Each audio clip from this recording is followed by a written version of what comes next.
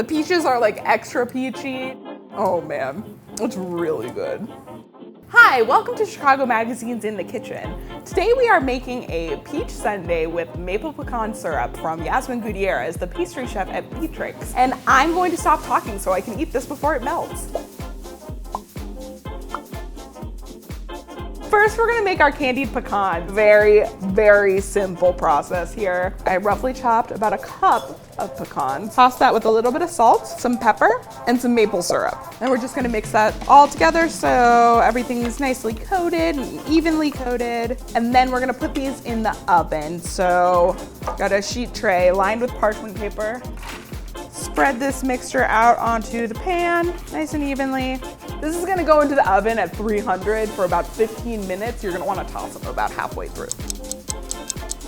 Next, we're gonna make the syrup that's gonna go on top of the sundae. Even more maple syrup, about 2 cups. 1 peach, cut into large chunks. About a sprig of rosemary is gonna go in here.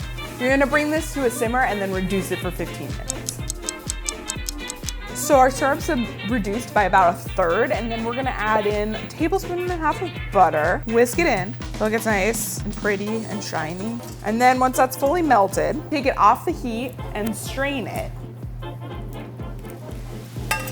Last step here before we get the sundae ready, I got about a cup of our syrup, put it over medium-high heat in a saute pan. And then we've got about 3 peaches that I've sliced pretty thin for about 2 minutes until they start to caramelize. It's sundae time. You get a nice scoop of vanilla ice cream. A nice little scoop of these peaches. We made enough for 4 sundaes here, and we're gonna do 2 layers. Sprinkle some of your nuts on here. Nice scoop.